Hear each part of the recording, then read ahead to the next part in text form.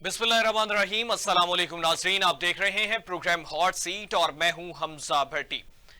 नाज़रीन, तोशाखाना 2 केस में बानी पीटीआई की जमानत मंजूर कर ली गई। इस्लामाबाद हाई कोर्ट का बानी पीटीआई को रिहा करने का हुक्म भी सामने आ गया। इस्लामाबाद हाई कोर्ट ने 10-10 लाख रुपए के 2 मुचलके जमा करवाने का हुक्म दिया और इस्लामाबाद हाई कोर्ट का बानी पीटीआई को ट्रायल कोर्ट में पेश होने का भी हुक्म सामने आया।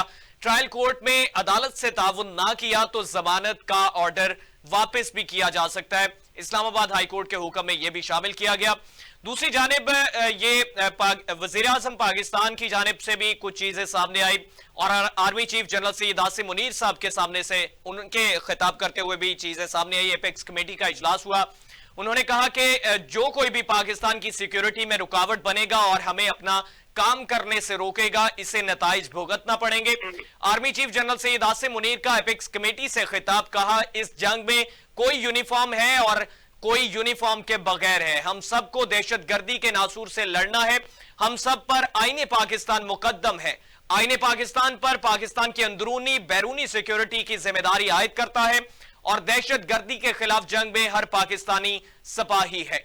दूसरी जानिब वजीर आजम शहबाज शरीफ ने कहा कि नवाज शरीफ दौर में दहशतगर्दी का खात्मा हुआ। दहशतगर्दी के खिलाफ जंग में 80,000 अफराद ने जाने कुर्बान की, लेकिन अब दहशतगर्दी ने दोबारा सर उठा लिया है। हमने इस नासूर को खत्म करना है। मुल्की यकजहती और इत्तेहाद को आगे लेकर चलना है। वजीर आजम पाकिस्तान की जानिब से एपेक्स कमेटी में यह खिताब किया गया। उन्होंने कहा कि दहशतगर्दी पाकिस्तान का सबसे बड़ा चैलेंज है। सबसे पहले दहशतगर्दी का सर कुचलना पड़ेगा। और इसी हवाले से पाकिस्तान तहरीक इंसाफ ने जो है वो 24 नवंबर की फाइनल कॉल का ऐलान कर रखा है। इस पर वजीर आजम शहबाज शरीफ ने कहा कि क्या मुल्क इस वक्त धरने, जुलूस और लॉन्ग मार्च का मुतहम्मिल हो सकता है? हमें मुल्क की खुशहाली के लिए मिल बैठकर फैसला करने पड़ेंगे।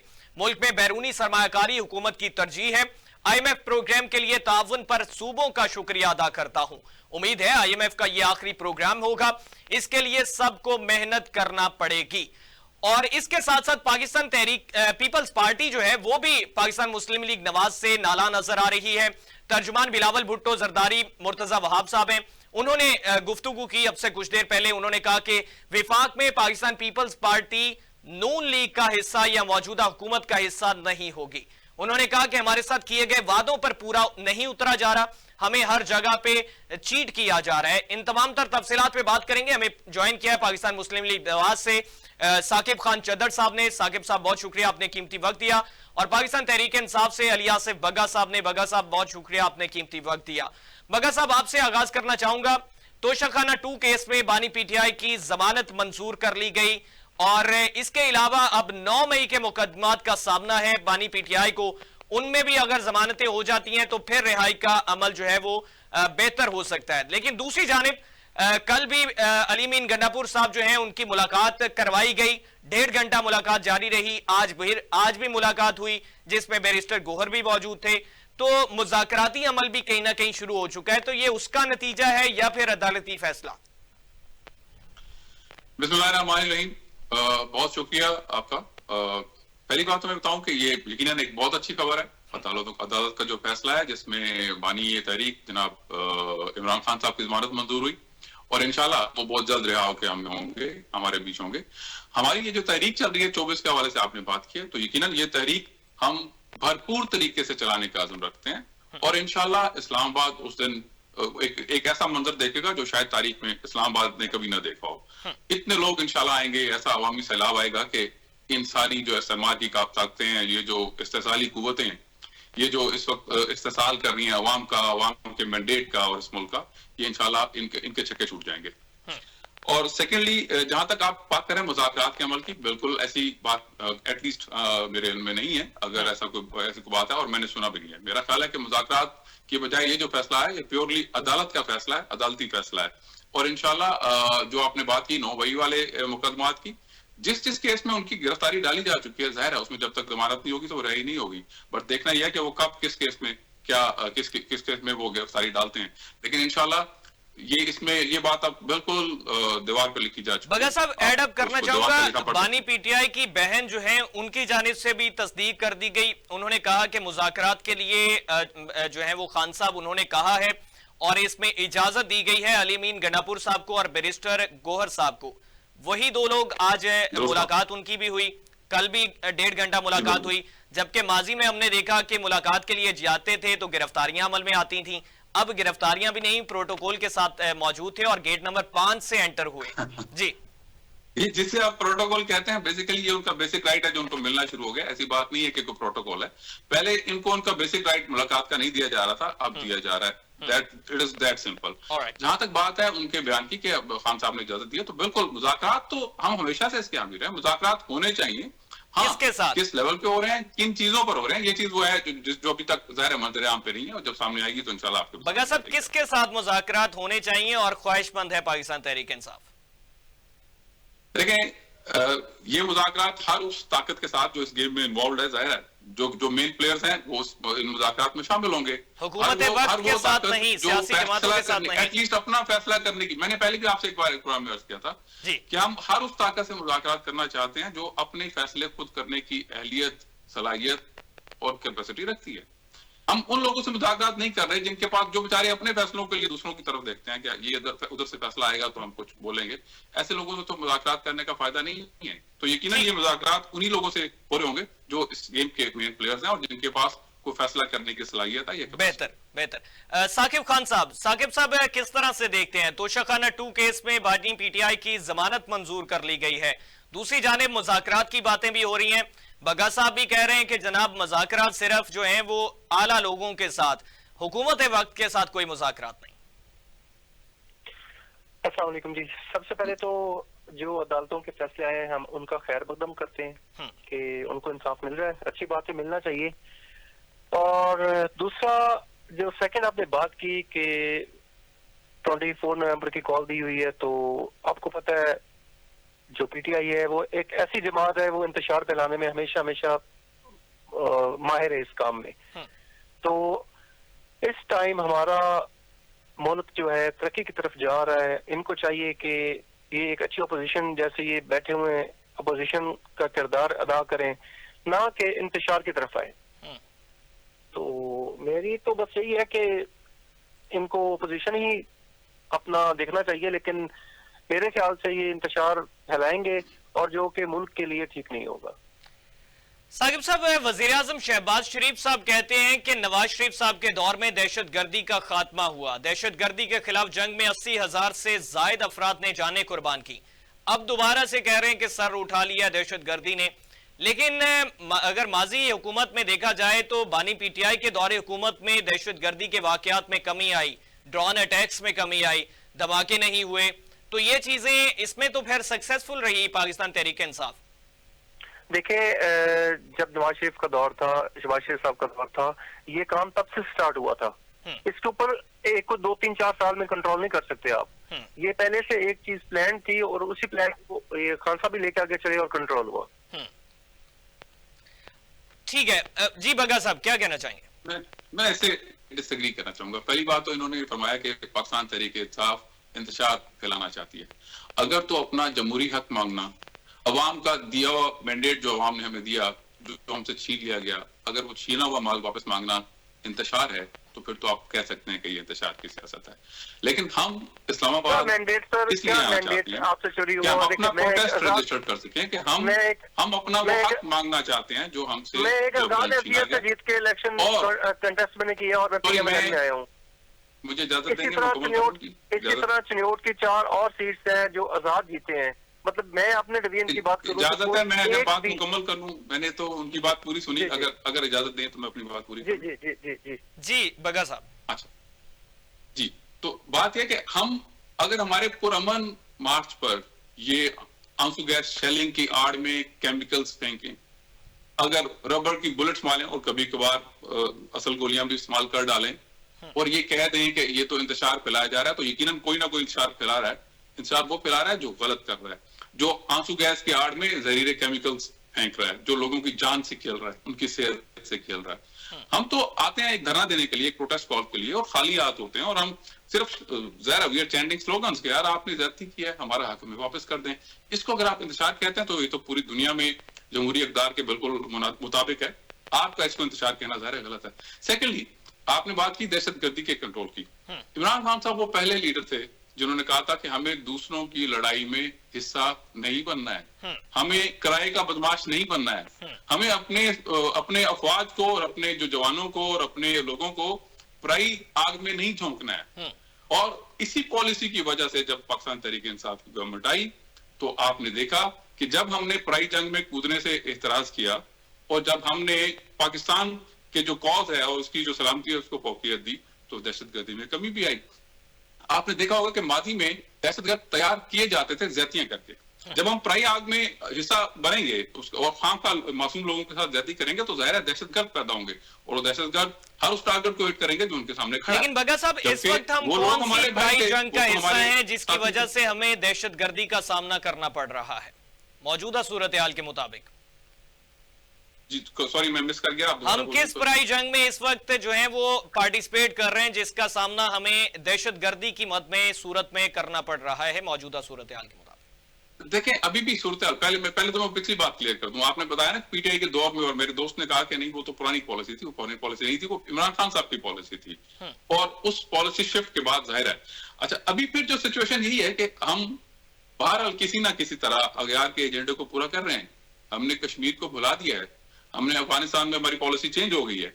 यानी बहुत सारी चीजें ऐसी हैं जो कि पहले की तरफ प्री पीटीआई एरा की तरफ वापस गई हैं और आज भी हम सबसे पहले पाकिस्तान या पूर्वी पाकिस्तान के इंटरेस्ट को डिफेंड नहीं कर रहे हैं। तो जब ये चीजें चेंज होना शुरू होंगी तो जाहिर है आप एक दफा फिर अपने मुल्क को उसी आग की तरफ धकेल रहे हैं जो जहां से हम निकल के आए थे, जहां से हमने अपने आप को बेहतरी की तरफ हम लाए थे। तो अल्लाह करे इनको अकल आ जाए। और ये वज़ीर-ए-आज़म पाकिस्तान खुद मदऊ करना चाह रहे हैं दोबारा से कि आए मिल बैठकर इस दहशतगर्दी के नासूर का मुकाबला करें, आए मिल बैठकर इन तमाम तर सूरत हाल से निपटें, ना कि इस वक्त जल्द से जुलूस धरनों की सियासत की जाए।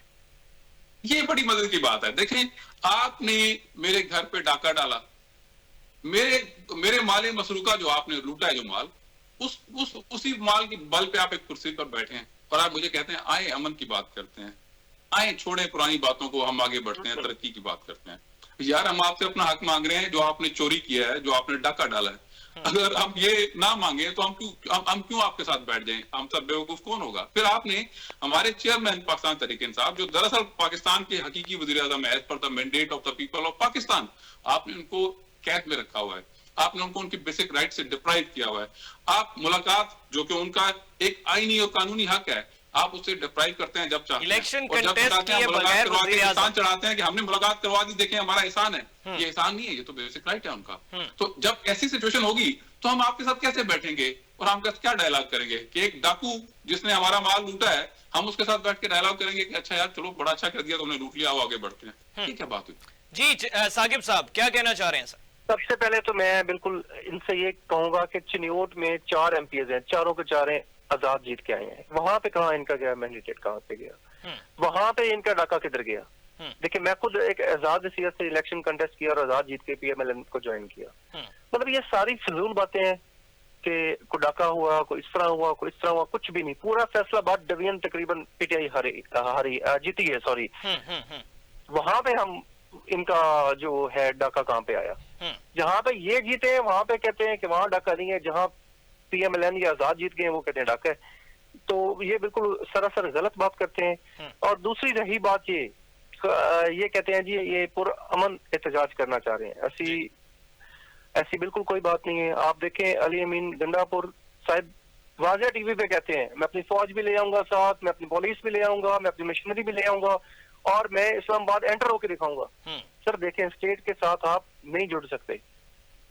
ये आपके खान साहब भी कहते थे कि भाई स्टेट के साथ पंगा लेंगे तो हम आगे से इसका जवाब देंगे। तो इसी तरह अगर स्टेट उनको मना कर रही है, क्योंकि पाकिस्तान इस टाइम अल्हम्दुलिल्लाह एक तरक्की के राह पे चल रहा है। और हमारे मुल्क में सर ये मुझे बताएं, इसी तरह एहतजाज शुरू हो जाए, कौन आएगा बाइक से हमारे पास इन्वेस्टमेंट करने? चंदर साहब, वैसे सॉरी फॉर इंटरप्शन, आपने कहा कि इस वक्त मुल्क तरक्की की राह पर गामजन है। पाकिस्तान में कर्जों के सारे रिकॉर्ड टूट चुके हैं। इस 1 साल में 1417 अरब रुपए का इजाफा आया है, रिकॉर्ड ये टूट चुका है पाकिस्तान का कर्जों का।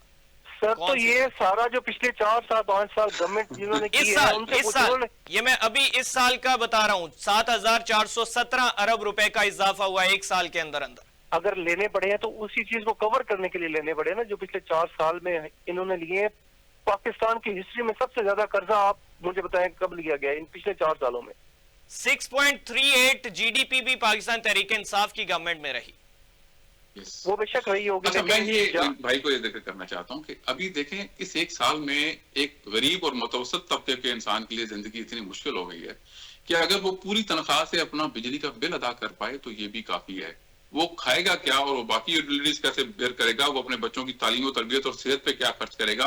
इन्होंने तो वो सेहत कार्ड भी खत्म कर दिया जो एक गरीब आदमी के लिए, मीडियोकर आदमी के लिए सेहत बहुत बड़ी सहूलत थी इमरान खान सेहत साहब कार्ड की। में इतनी करप्शन हो रही थी, एक ऑपरेशन अगर 80,000 का था तो वही वहाँ उसको चाहे 2 लाख से किया जाता अच्छा, था। ये इनको इतना- ये पूछें कि वो करप्शन जो कर रहे थे वो कौन कर रहे थे और पे कौन कर रहा था? क्या गवर्नमेंट ऑफ हमारे पाकिस्तान पे कर रही पाकिस्तानी थी? अवाम ही कर रही है ना। इनको उनको इस हेल्थ कार्ड का मैकेनिज्म नहीं पता, वो लंबा हो जाएगा। इस प्रोग्राम के लिए एक प्रोग्राम रख लेते हैं। मैं अपने भाई को बताऊंगा उस सेहत कार्ड मगर का साहब mechanism क्या वैसे था, साकिब क्या था, खान और चदर क्या साहब माजी में पाकिस्तान तहरीक इंसाफ का हिस्सा ही रहे हैं, आपके हम मनसब साथी ही रहे हैं ये, लेकिन यह है कि फिर उसके बाद इन्होंने इंडिपेंडेंटली कंटेस्ट किया, जीत के पीएमएलएन को ज्वाइन किया। देखें, इंडिपेंडेंट तो पाकिस्तान तहरीक इंसाफ के सारे कैंडिडेट्स को करार दे दिया गया था। फिर उसके बाद जिसने ये अज्यूम कर लिया कि मुझे तो इमरान खान के नाम पे वोट नहीं मिले, उसने अपनी मर्जी का फैसला कर लिया। सर, और मेरी बात जिसने ये सुनिए, रियलाइज यहाँ कर पे लिया कि मैं नहीं, एक जो सेकंड आपकी मैंडेट बात उसको करना मिला चाह रहा वो हूँ। इमरान खान मेरे के वोट अगेंस्ट है, तो आपकी जाहिर है। 2018 में जो इलेक्शन विन की हुई थी सलीम बीबी भरवाना, वो आपकी कैंडिडेट थी नॉमिनेशन। अच्छा, मैं कहता हूँ कि मैं इस बहस में नहीं पड़ता, क्योंकि बहुत सारे लोगों ने ऐसा, मैं इनको टारगेट नहीं करना चाहता, बड़ी अच्छी बात है। देखिए मेरे कलीग हैं, मैं सिंपली ये कहना चाहता हूँ चदर साहब बग्गा साहब को लोगों ने कहीं ना कहीं चदर साहब बग्गा साहब को कंप्लीट कर लेने दें, फिर आप अपने टर्न में लिया बोलिए। और इलेक्शन जीत गए। उसके बाद उनको ये गुमा हुआ कि यार वो तो आजाद हैसियत में जीते हैं, तो ठीक है, उन्होंने अपना नहीं फैसला सर, कर मेरी लिया। मैं बात इसको सुनिए, क्रिटिसाइज नहीं कर रहा, इनका पर्सनल मामला है। जो सिटिंग एमपी देखिए, था वो हम था कैंडिडेट मेरे देखिए, जो अगेंस्ट हेल्थ पीटीआई इंश्योरेंस का कार्ड सिटिंग था, एमपी कैंडिडेट ये था, गो के हमारे का था, पीटीआई के साथ रहे, था। कलीग रहे। इनको अगर ये नहीं पता कि वो पैसा हेल्थ कार्ड का जो हेल्थ इंश्योरेंस जो थी वो कौन पे कर रहा था, उसका मैकेनिज्म क्या था, तो जाहिर है फिर ये प्रोग्राम तो छोटा, उसके लिए ज्यादा प्रोग्राम रख लेते हैं। मैं उनको एक्सप्लेन करूंगा कि पैसा कैसे आता था और किस तरह वो जो करप्शन थी वो एटलीस्ट गवर्नमेंट को अफेक्ट नहीं करती थी, हमारे अपने फाइनेंसेस को अफेक्ट नहीं करती थी। It was sort of insurance. तो बहरहाल इसमें एक और मजे की बात मैं आपको बता दूं कि उसमें करप्शन की जो दास्तानें थी ना हेल्थ कार्ड में, आप कुछ चीजों को, those are beyond your control. अगर आप उसको कंट्रोल करते हैं तो बहुत सारे हकीकी जो गरीब हैं वो अपने इलाज से महरूम हो जाते हैं। आप इतना स्ट्रिक्ट कर देते हैं उसकी मेजर्स को कि उसको वेरीफाई करने के चक्कर में एक मरीज अगर जान से चला जाता है तो ये बड़ी नामुनासिब बात है। इतना दूध आपको करना पड़े। उसमें बहुत सारे हॉस्पिटल ऐसे भी थे जिन्होंने हाथ रंगे। मैं जानता हूँ वो नून लीग के अभी मौजूदा और उस वक्त के मेंबर पार्लियामेंट की मलकियत भी थे, हमें पता है कि उन्होंने भी फायदा उठाया। लेकिन साहब मैं से तारीखी पलड़े के मुताबिक मुताबिक माजी में हेल्थ कार्ड पाकिस्तान मुस्लिम लीग नवाज गवर्नमेंट में भी रहा, पीपल्स पार्टी गवर्नमेंट में भी रहा, जैसे जैसे अदवार चेंज हुए, हुक्मरान चेंज हुए और नाम तब्दील कर दिए गए। माय डियर, आप दिल पे हाथ रख के बताइए, क्या आपने पीटीआई के दौर के अलावा किसी भी टेन्योर में इस तरह इफेक्टिवली उस सहूलत को लोगों तक पास ऑन होते देखा? अवेयरनेस के अकॉर्डिंग अवेयरनेस के अकॉर्डिंग कभी नहीं देखी। अवेयरनेस के अकॉर्डिंग, फैसिलिटेशन के अकॉर्डिंग इंप्रूवमेंट्स आ सकती हैं वक्त के साथ साथ, उसमें जदीद टेक्नोलॉजी एडॉप्ट करते हुए आपने एक्सपेंड किया उस चीज। फैसिलिटी जब देते हैं, जब तक वो ग्रॉस रूट लेवल तक नहीं पहुंचती, लोग उससे मुस्तफीद नहीं होते, तो ये हमारी नाअहली है ना, फिर तो हुक्मरानों की नाअहली है कि आप एक फैसिलिटी दे रहे हैं बट आपने इतना नाकिस मैकेनिज्म बनाया कि वो सिर्फ करप्शन की नजर हो गया और जो लोग जिन लोगों को बेनिफिट मिलना चाहिए था नहीं मिला। पीटीआई को ये क्रेडिट चाहता है कि उसके दौर में हेल्थ कार्ड से जिस तरह लोग मुस्तफीद हुए और जिस तरह अच्छे से अच्छे हॉस्पिटल्स में मुस्तफीद हुए, वो सिर्फ सरकारी हॉस्पिटल की हद तक नहीं था, आप बेहतरीन हॉस्पिटल्स में अपना इलाज करवा सकते थे उन कार्ड्स की बेस पे। और आप आज सर्वे करवा के देख लीजिए, आपको पता लगेगा कि इस टेन्योर में जिस तरह से लोग मुस्तफीद हुए इस कार्ड से, वो कभी भी ऐसा नहीं हुआ, कोई ऐसी तारीख में मिसाल नहीं मिलती। हाँ, इन्होंने संग बुनियाद बड़े के इनॉग्रेशंस बड़ी की, लेकिन उसके असरात, उसके समरात अवाम तक कभी इसलिए नहीं पहुंचे कि ये किसी भी चीज को फाउंड करने से पहले, इनॉग्रेट करने से पहले अपनी करप्शन के रास्तों का तयन कर चुके होते थे और पैसा सारा इनके खजानों में। अज़मा बुखारी साहबा कहती हैं कि पाकिस्तान तहरीक इंसाफ के पास अगर 24 नवंबर के हवाले से ए, बी और सी प्लान है तो हमारे पास ए, बी, सी पूरी पड़ी है, तो हम लोग तमाम तर तरीकों से वही करेंगे जो दहशत गर्दों के खिलाफ किया जाता है। अगर दहशतगर्द बन के बिल्कुल आएंगे तो फिर रोकने की बिल्कुल पूरी कोशिश की वो जाएगी। बिल्कुल ठीक फरमा रही हैं, क्योंकि इस हुकूमत की बुनियाद ही शख्सियत पे है। आपने देखा कि जिस तरह से जिस माहौल में इलेक्शन हुए, जैसे हमारे लोगों को अगवा बराए बयान किया गया, फिर उनके बयान जबरदस्ती जारी किए गए, फिर हमारे निशान छीन लिया गया, फिर हमारे कैंडिडेट्स को कैंपेन नहीं करने दी गई, पुलिस गर्दी की गई, जो जुल्म और सितम और बर्बरियत रवा रखी गई वो आपके सामने है। तो वो ठीक फरमा रही है, क्योंकि उनकी बुनियाद ही उस शख्सियत के निजाम पे है। तो लेकिन जहां तक बात है कि वो ये कहते हैं कि दहशतगर्दों से निपटना, तो एक बड़ा मशहूर कहावत है अंग्रेजी की कि the freedom fighter of one is the terrorist of the other. तो ये लोग चूंकि चोरी और डाके के बल पे हुकूमत में बैठे हैं, तो इनको हर वो बंदा जो अपना जमहूरी हक मांगेगा, अपना आईनी लेकिन हक बगा मांगेगा, साहब रियासत को ललकारना, क्योंकि रियासत को ललकारना ये भी उसी अगर हमें हमारे हकूक मिलते हैं तो इनका तो नामो निशान मिट जाएगा सियासत से इंशाल्लाह। तो इनको तो हम दहशतगर्दी नजर आएंगे ना। लेकिन बगा साहब, जिस तरह चदर साहब ने भी बात की कि रियासत को ललकारना और ये कहना कि हम बिल्कुल कफन बांध के आ रहे हैं, हम मरने मारने के जो है वो पोजीशन में आ रहे हैं, तो फिर उसके रिएक्शन में रियासत जो है वो भी अपनी जिम्मेदारियां अदा करती है। मुआविज़ीन जो है, जवाब आपने खुद दे दिया पहले, इसका जवाब तो अज़मा बुखारी साहब खुद दे चुकी हैं। देखें हम क्या कहते हैं कि हम अपना आईनी और जमहूरी हक लेने आ रहे हैं। उसके जवाब में जब हमें कहा जाता है कि आपसे ऐसे निपटा जाएगा जैसे दहशतगर्दों से निपटा जाता है, तो हम कहते हैं हम सर पे कफन बांध के आ रहे हैं, मार दो, गोली चलाओ खा लेंगे, डंडा चलाओ खा लेंगे, लेकिन हम अपना आईनी हक जमहूरी तरीके से, पुरअमन तरीके से मांगने के लिए जरूर आएंगे। उसके लिए हमें कोई भी कीमत देनी पड़े हम वो कीमत देंगे, लेकिन वो कीमत हम अपने जान और माल से देंगे। खुदा न खास्ता किसी फर्द को, किसी पुरअमन शहरी को, किसी निजाम को नुकसान पहुंचा कर नहीं देंगे। यहाँ ये थोड़ा सा मिसअंडरस्टैंड कर रहे हैं हमारी बात को, ये अंडरस्टैंड तो कर रहे हैं, मिस इंटरप्रेट कर रहे हैं बदनीयती के तहत। ठीक जी। चदर साहब, पाकिस्तान पीपल्स पार्टी भी पहले तो जी सबसे पहले तो मैं आपको ये बता दूं कि अल्हम्दुलिल्लाह इस टाइम भी हमारा सेहत का निजाम दुनिया से बहुत बेहतर निजाम है इस टाइम भी। सेकंड में बगर साहब को क्लियर कर लूं कि मेरे अगेंस्ट पीटीआई की जो सिटिंग एमपी थी वो थी, ठीक है, और पीएमएलएन का भी कैंडिडेट था। इसलिए आप कहते हैं कि मैंने खान के नाम पे वोट लिया है, तो फिर तो आपकी और बहुत बड़ी नालायकी और नाइली है कि जो आपका कैंडिडेट बता ही नहीं सकता कि मैं इमरान खान का कैंडिडेट हूँ, तो फिर आपने उसको टिकट क्यों दिया? ये बात यहाँ पे रही। और सेकंड ये कि जैसे ये अली अमीन जंडापुर सब कह रहे हैं कि सर के ऊपर कफन बांध के आ रहा हूँ, मरूंगा मारूंगा, तो मैंने तो पहले कहा, ये खान साहब भी कहते हैं कि रियासत से पंगा लेंगे तो हम रियासत जरूर आगे से जवाब देंगे, रिएक्शन जरूर करेंगे। तो इनसे इनका हक है पुरअमन एहतजाज करें, लेकिन ये पुरअमन करेंगे नहीं। अच्छा जी, मैं पहले तो अपने भाई को ये बात बता दूं कि मैंने कतन इनका नाम नहीं लिया। ये जितना तैश में आ गए, ये बेसिकली उसी साइकी का रिफ्लेक्शन है जो कि ओवरऑल इस जमात की है, इनकी जमात की है। मैंने तो कहीं भी इनका नाम नहीं लिया। मैं ऐसे लोगों के नाम कोट कर सकता हूं जिन्होंने पीटीआई के नाम पे वोट लिए और फिर बाद में जाके नून लीग को ज्वाइन किया। मैंने इनका नाम नहीं लिया। अगर इनको कोई ऐसा घुमाए तो ये इनके अंदर से थोड़ी सी आवाज आ रही होगी, मैंने नहीं कहा। अच्छा, दूसरी बात, अली अमीन गंडापुर साहब ये बात कर रहे हैं कि सर पे कफन, मैंने पहले भी कैंडिडेट थे वो, मैंने पहले भी इसकी वजाहत की है कि सर पे कफन बांधने से ये नहीं है कि हाथ में बंदूक लेके आ रहे हैं। मैं अल्हम्दुलिल्लाह उनमें से नहीं हूँ। मेरे अगेंस्ट तो आपका पीटीआई का माय डियर, एक नाम था। आपकी बात का जवाब तो दे लूं ना यार। आपने बात की है, मैंने तो आपकी सुनी, मैं आपका जवाब दे रहा हूँ ना, वो भी सुन लीजिए, फिर बात कर लीजिएगा। दूसरी बात आपने की सर से कफन बांधने की, तो सर से कफन बांधने का मुराद बिल्कुल हमने ये नहीं कहा कि हम हाथ में बंदूक लेके आ रहे हैं। सर पे कफन में हम मरने के लिए तैयार हैं अगर आप मारना चाहते हैं। अगर आप हमें हमारा पुरअमन एहतजाज का हक नहीं देते, हमें हमारे मकबूबा मुकाम पर पहुंचकर करना या प्रोटेस्ट का राइट नहीं देते, तो हम मरने के लिए तैयार है। सर पे कफन बांधने का मतलब मारना नहीं होता, मरने के लिए तैयार होना होता है। करेक्शन कर आप अपने सीएम के जरा बयान सुने ना, वो क्या कहते हैं, हम मारेंगे भी सही और मरेंगे भी सही।